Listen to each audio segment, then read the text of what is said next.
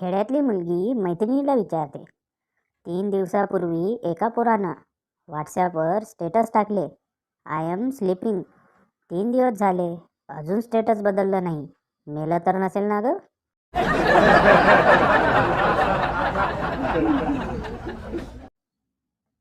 एक मोठी प्रेत यात्रा जात असते. रहदारी थांबलेली असते. एक जण उत्सुकतेने बाजूच्या पुणेकरास विचारतो, कोण गेले आहे? पुणेकर, कल्पना नाही, बहुतेक तिरडीवरचा माणूस गेला असावा.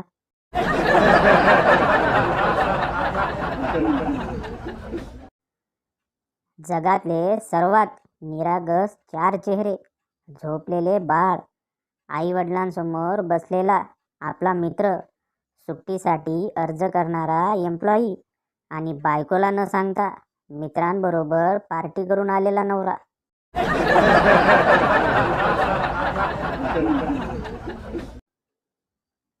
एकदा गावात तलाट्याच्या मागं कुत्रा लागतो.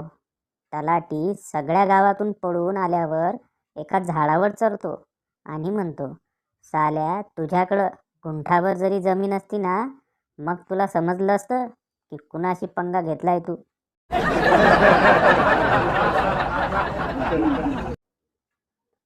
गुरुजी, बंड्या, मला सांग, जर 30 जणांना एक बाग साफ करायला 15 दिवस लागतात, तर 15 जणांना किती दिवस लागतील? बंड्या, पण गुरुजी, मला सांगा, एकदा साफ केलेली बाग परत कशाला साफ करायची? द्या की त्या 15 जणांना आराम.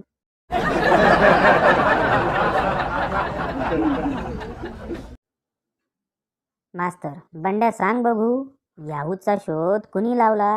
बंड्या, सर, शम्मी कपूरने. मास्तर ओरडत जंगलात पळाले.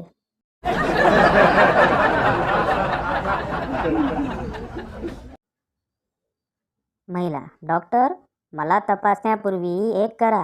बाहेर जी नर्स आहे तिला आत बोलवा पाहू. डॉक्टर, तुमचा माझ्यावर विश्वास नाही का? महिला, तुमच्यावर तर आहे, पण नर्सच्या अवतीभोवती रेंगाळणाऱ्या या माझ्या नवऱ्यावर माझा विश्वास नाही.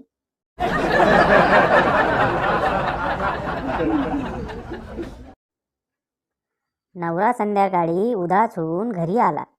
बायको, काय झाले हो? नवरा, आज आमच्या ऑफिसची बिल्डिंग पडली, सर्व लोक मरून गेले.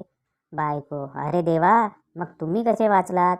नवरा, मी सिगारेट मारायला बाहेर गेलो होतो. बायको, देवानेच बुद्धी दिली हो तुम्हाला.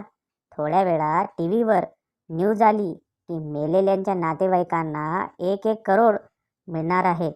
बायको रागात, देव जाणे तुमची ही सिगारेटची सवय कधी जाईल. नवरा अजून पण बेशुद्ध आहे.